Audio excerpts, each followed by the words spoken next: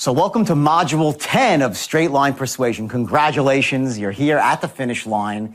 And what you're going to learn right now in this module is those last few strategies and techniques that will allow you to really get those final nuances that close everybody who's closable.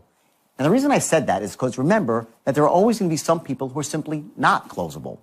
And you're going to deal with those people with respect. You're not going to berate them. You're not going to harass them. You're going to deal with them on a level that makes you look like a professional because you are a professional. And you're going to become a master persuader. Now, a couple of very important things here. In the art of looping and the end game of sales, remember that you are boxing somebody in. So it has to be done only for people that should be boxed in. You have to create that emotional case for buying as well as the logical case for buying.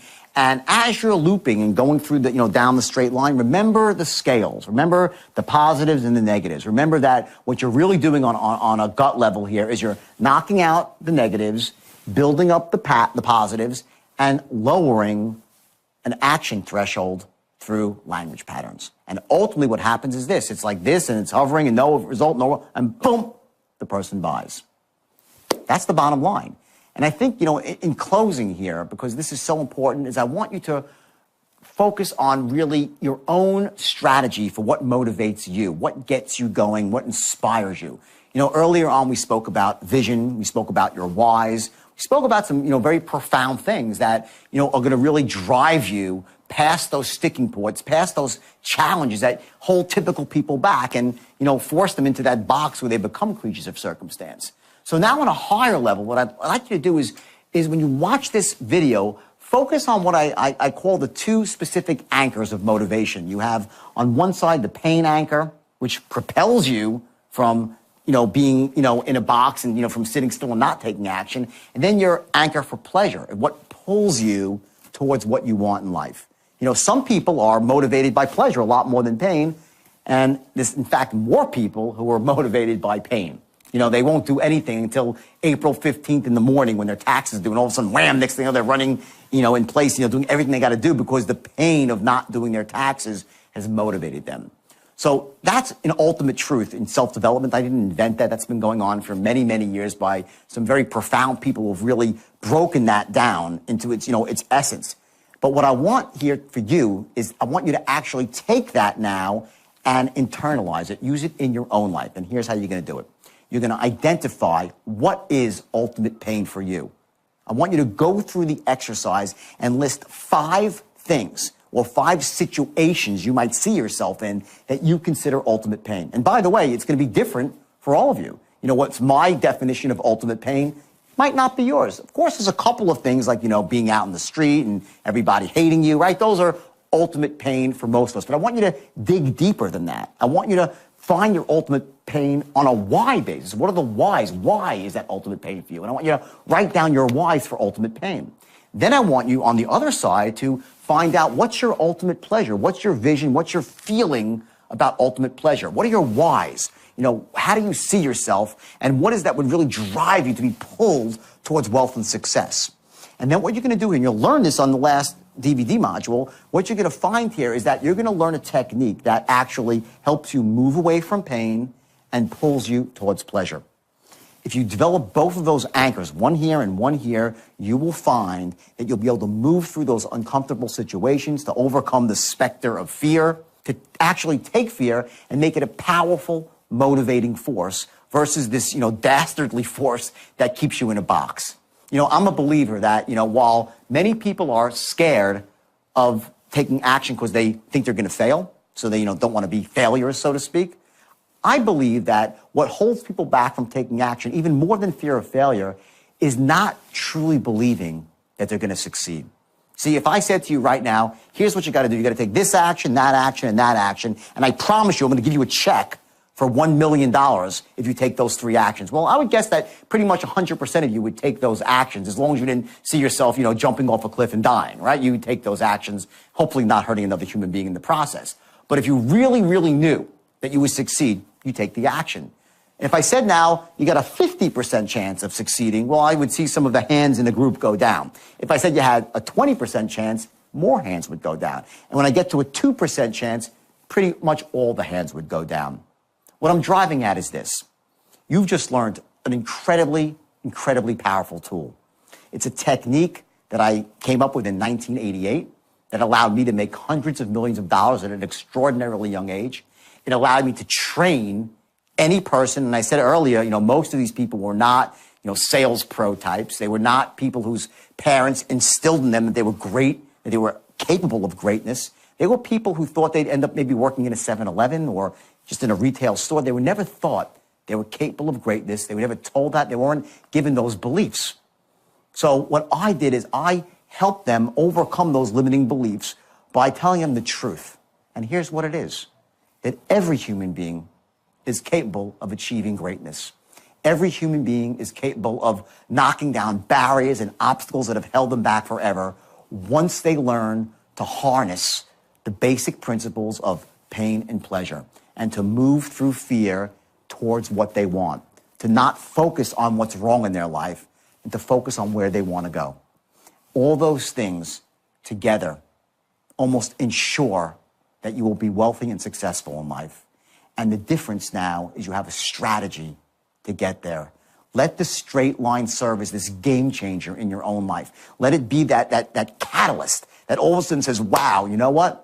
Now that I know this technology, now that I've mastered this technique, or at least I'm good enough right now that I can go out and use it and achieve more, all of a sudden, your chances of success skyrocket. So there's no reason now not to act. You know the system. You know enough about it that you can influence people, you can persuade people, you could accomplish things that just before you started this that you could never accomplish. So there's no reason now not to use it in your life starting tomorrow. You've already been doing the exercise, you've hopefully been going out there and taking actions every day. Well, now it's time to spring into massive action. And I want you to use this guide, this study guide, and also these DVDs as a resource. Go back to them.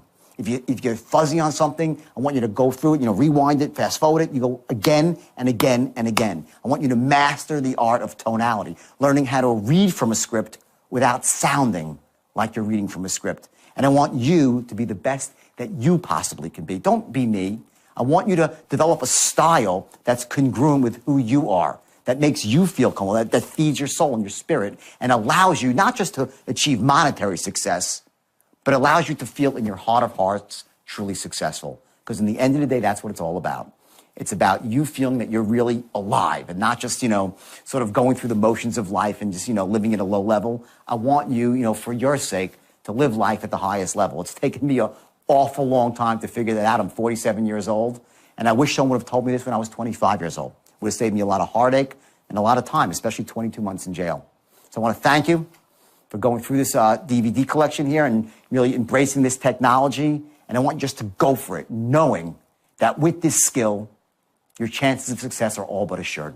And by the way, I've also included in this program the audio of the video, so you can actually listen to it, whether it's on your iPod or you're driving in your car. And, that's very important because those are the times you can actually leverage what you're doing and make it not just a driving experience, but also a learning experience. So as you're going through this last module, I want you to really, really amp it up a bit. Give it that last 1% you might have been holding back. And I want you to internalize every last ounce of this, knowing that you're going to get the result you're looking for.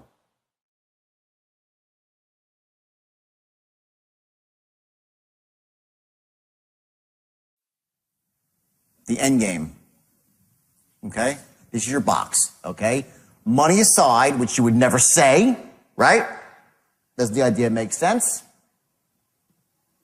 If I'd been your advisor, which is talking about trusting you, right? As far as my company goes, your company's honestly ethical, and there you go.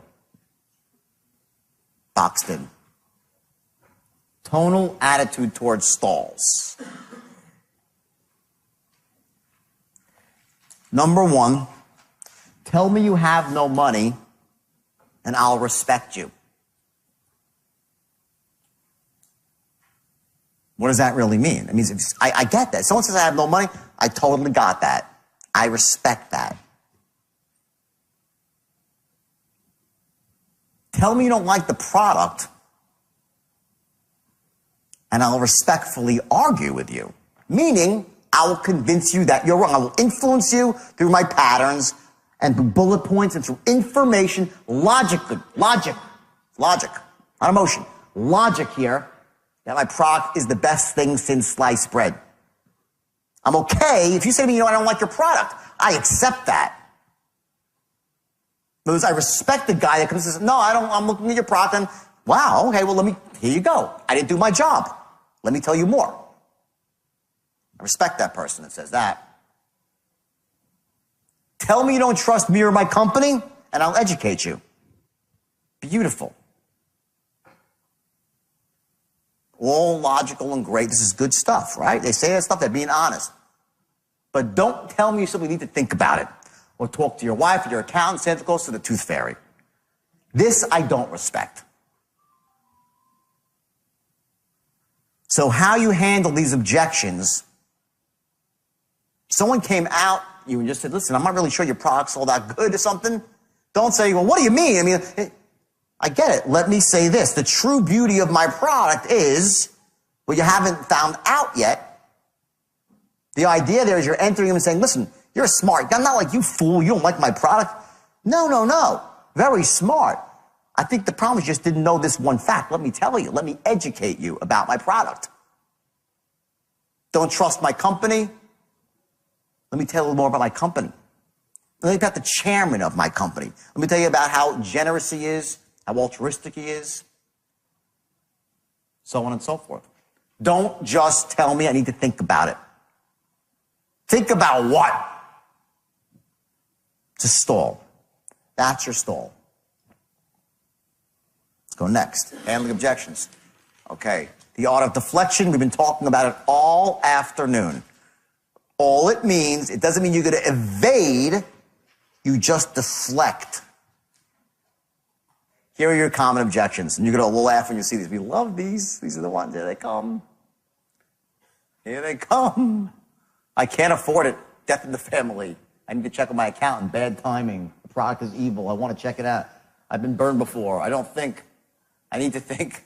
I have a learning disability. My wife will kill me. I'm too depressed. I want to see it first in action. I need to do more research.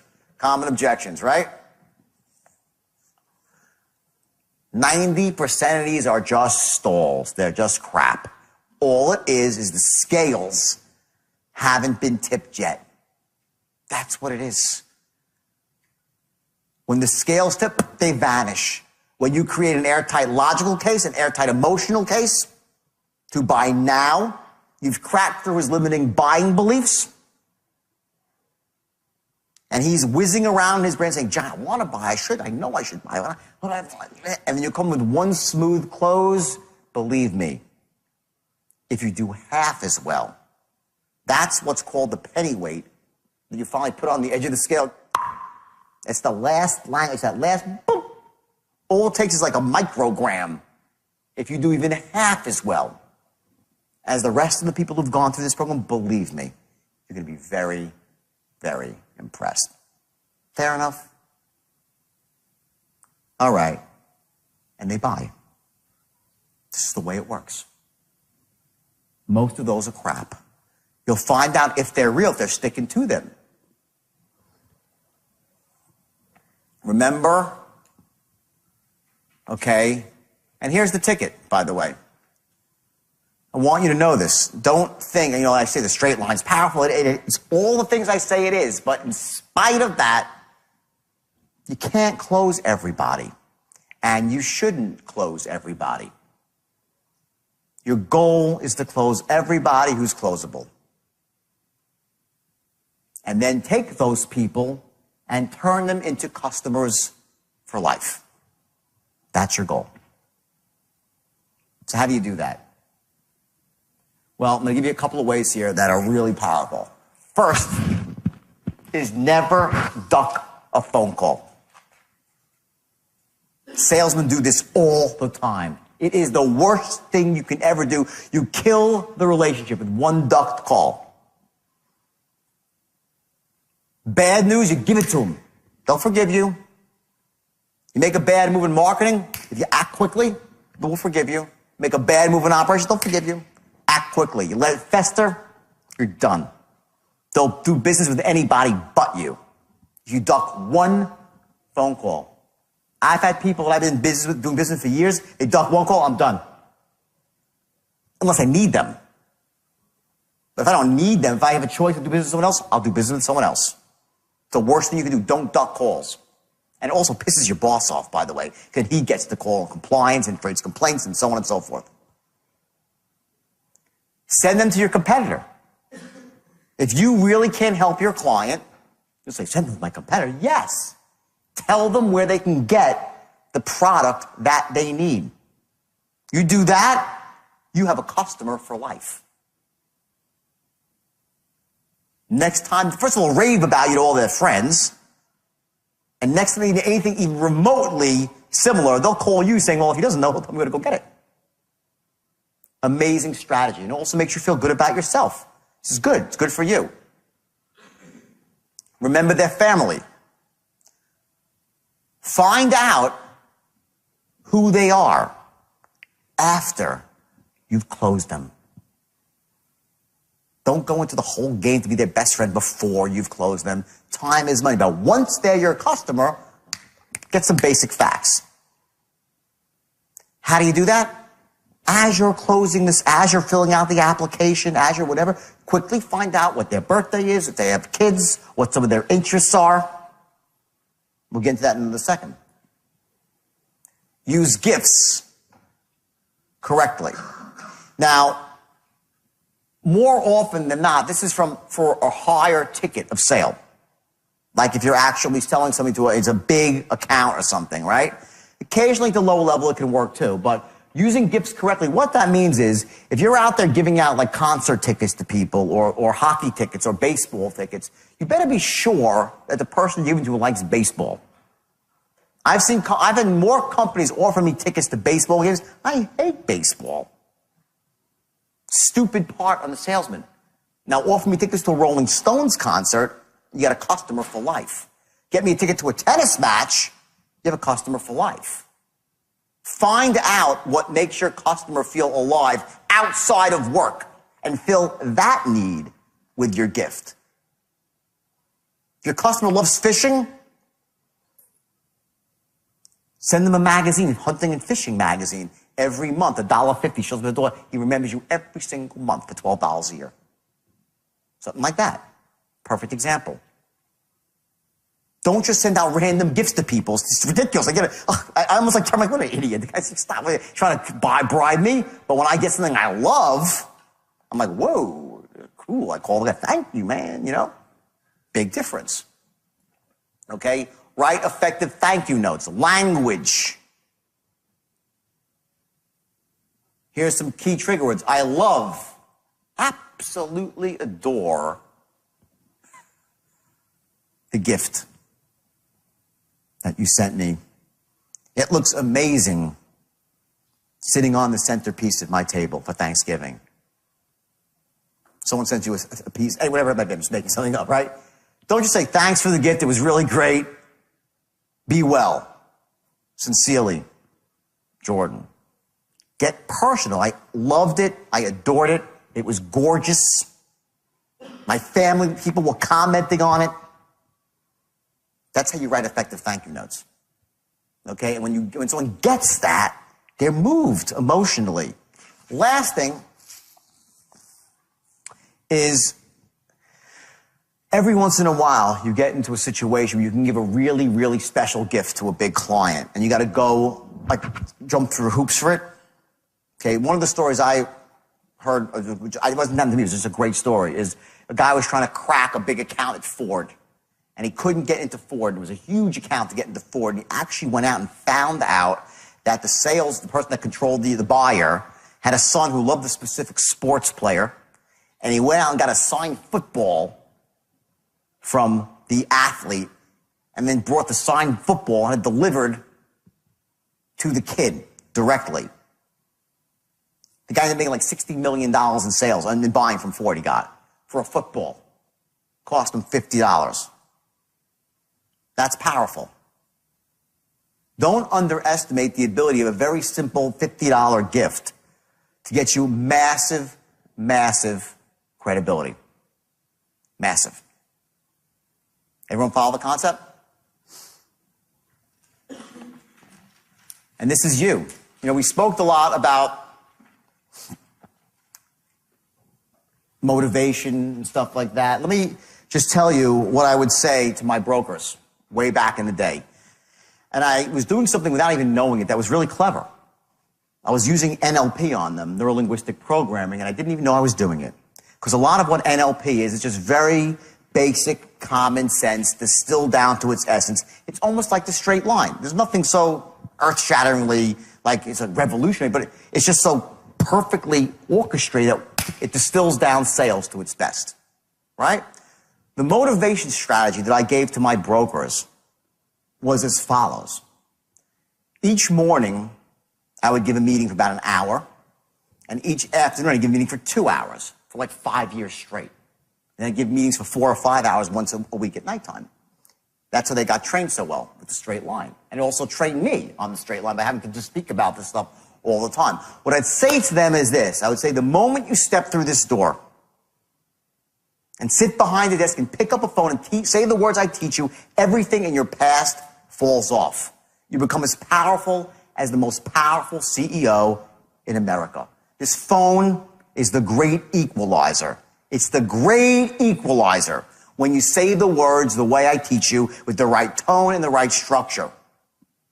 Doesn't matter if you came from Harvard or Hell's Kitchen, you would become great, wildly successful with this little black telephone. That's what I would say to them. I'd say, act as if. So at the beginning of the film, I'd say, act as if you're a wealthy man, rich already, and you'll become wealthy. Act as if you have all the confidence in the world, and people will have confidence in you. Act as if you have all the answers, and the answers will come to you. Act as if. I told them to act the physiology of success. Because you generate the emotion that way, the state that way, and it allows you to access the resources, the tones, the certainty. Those positive, empowering states, the 3 C's. When you're in a positive peak state, you can commit miracles. You simply can. And I would say to them, now, if you don't want to do this, this is not for you, fair enough. Get the hell out. And I didn't say it so nicely. But before you leave, take a good look at the person sitting to your left. Because one day in the not so distant future, you're going to pull up to a red light and they'll be sitting in a beautiful Ferrari. And next to them will be a beautiful girl. Absolutely gorgeous. And what kind of car will you be in? A beat up piece of shit Pinto. With some ugly woman who's bitch slapping you when she's in a bad mood. And it gets worse from there. Because after you go take that job at McDonald's, and if they're not hiring, you can go to Burger King, because that's where you're going if you leave this room. When you're done flipping burgers there and you're 65 years old, trying to live on a pension, which will be worthless, and Social Security, which will be bankrupt, and you're in that nursing home being fed soup through a straw by someone named Polly who bitch slaps you when she's in a bad mood, changes your diapers only when she wants to, that's your life if you leave this room. And I would look at these kids and be like, I would see faces of like young kids like, oh my God. They'd be paralyzed with fear. I'm saying this for a reason. Saying it for a reason. Much of what I said was not true. There are other ways to make money to work at my firm. What I was doing was clever on my part. I didn't even know it. I was creating a strong anchor, a propulsion system. Watch. I want to show this because I want you to do this for yourself in an ethical way that empowers you. What I did is I created a vision of them that was so awful in their life. Visual, and I would go through this again. I was good at it, you know? I would get them they'd be laughing, and they would cry. They would, hey, nervous laughter. Ooh, not me. But inside, they were dying. The vision of seeing themselves 65-year-old broke in a nursing home, next year in a shitty car. I'd say you have 2 fat, ugly kids in the backseat with ice cream on their faces. Groceries from the Price Club in the backseat. You don't even know what your life's going to be like. And I watched them melt and wilt in the seats, right? What I was doing, and I didn't know what I was doing, and it just sounded good to me at the time, right? I was creating what's called a propulsion system. This is pain. I was giving them something to move away from. If you don't roll up your sleeves and go to work, that's what you're going to face. And they're like, so they work. I motivated them by pain.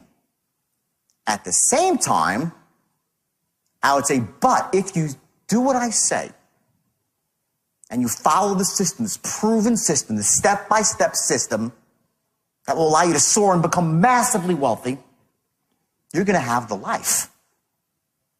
The house you want, the car you want, tons of money to help your parents retire your parents, take care of those you love, donate money to your church, to your community, the best of everything, travel the world. That's the life, and live your life at the highest level and be one of those rare people in the world that takes what they want. And they go, yeah, and now again, that's not quite true. Great visual, but some of that's not really true. It's not quite ethical. It's a little bit off kilter. My motives weren't pure. But what can we learn from that is this. That is called gravitational pull to pleasure. So every single day, I push them away from pain and pull them towards pleasure. That's called a motivation strategy. Everybody is motivated differently. Some people move away from pain. You tell them how bad it's going to be if they don't take action, and they act. Other people couldn't care. They don't care about that. How bad doesn't motivate them. Those people move towards pleasure. Tell them how wonderful it will be if they'll paint the picture here, and they'll move towards it.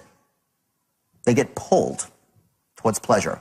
Pushed away from pain, propulsion, pulled towards pleasure.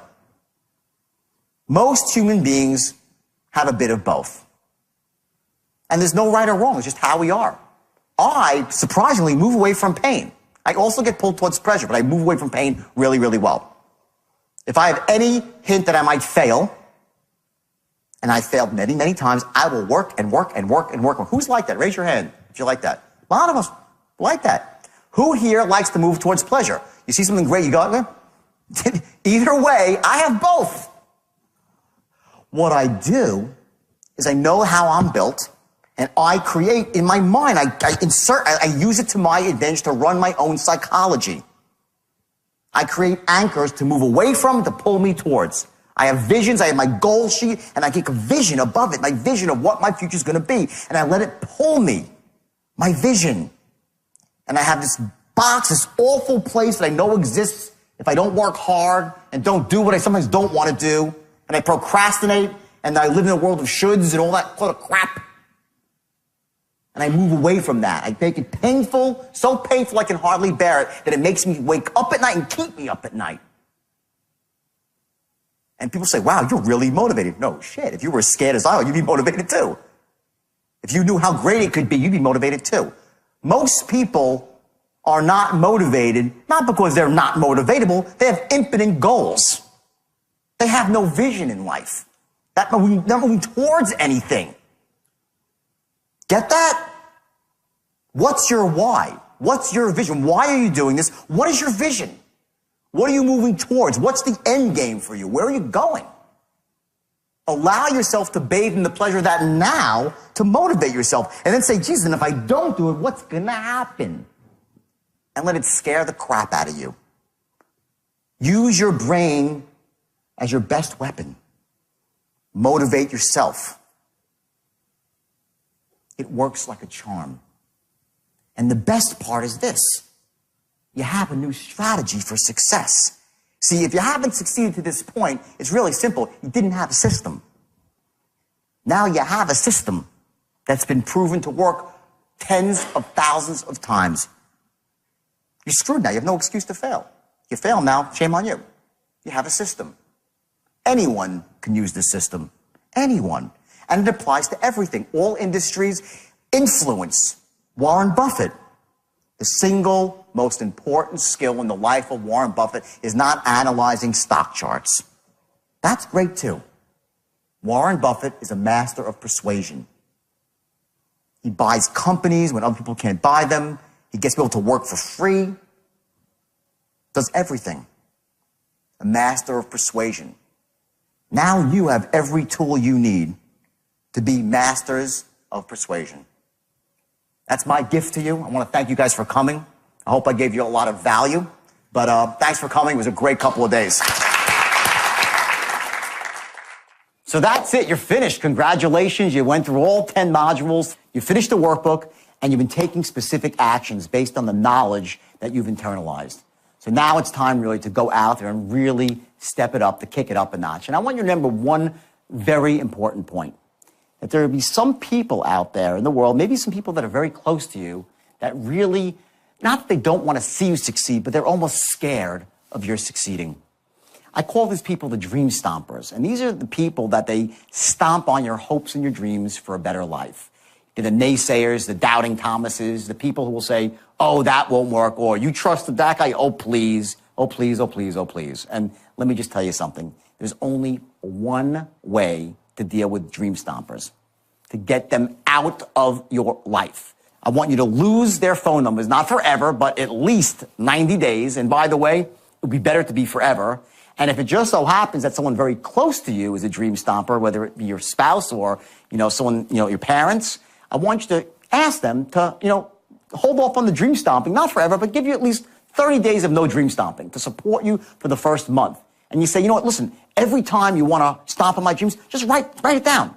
And then in 31 days, you can kill me with it. But at least let them give you 30 days here, because what's going to happen is this. I spoke earlier about the snowball effect. You put one piece of the puzzle into place and another piece of the puzzle into place, and all of a sudden one builds on the other, and you get that downward momentum rolling down the hill like the snowball, and it just explodes. And your numbers, meaning your sales numbers and anything you've been working on right now, any concept you've been trying to sell, any vision you've been trying to, relate to somebody else and having trouble, you're going to find that you're going to have great ease with doing it. So the most important thing right now is that you continue to grow and to use this technique, this technology, to actually take yourself to a level in sales and persuasion, whatever your business might be, to a whole different level, to allow yourself to achieve and to accomplish things that you never thought you were capable of. To that end, I run 3-day boot camps, and I run these really intense, even longer programs for people that are looking to take their skills to an even higher level. So I urge you to, cruise through my website and actually see if there are any events here that might appeal to you to really take this to the next level. Most importantly, I want you to take action today. Don't just, use the next program as an excuse not to take action. Don't say, oh, well, I'll go to the next one. I'll learn more about the straight line. No. You know enough right now to become very successful in your own life. However, there are certain things on the next level here that can propel you to things like speaking publicly, how to become a seminar leader. And I will tell you this, I make more money from my seminars than pretty much anything else. The only thing that's a close second to that is my corporate business, where I go and train corporations on, how to close, how to create customers for life, how to develop the rapport with people that lasts, not just for 1 or 2 weeks, but for a lifetime. So again, there are higher levels here. And I want you to cruise the website here. It's jordanbelfortglobal.com and see what appeals to you. And most importantly, the resources that are on my website, they apply not just to selling, they apply to entrepreneurship, to marketing. I want you to use this as a resource, as a tool for you to really take your financial life and your personal life to a whole new level. So again, I want you to stick to this like white on rice. I want you to keep this close to your heart. I want you to take the straight line technique and use it for everything it's worth and be ethical, have integrity with it, and believe me, your life's going to soar. Thanks and good luck.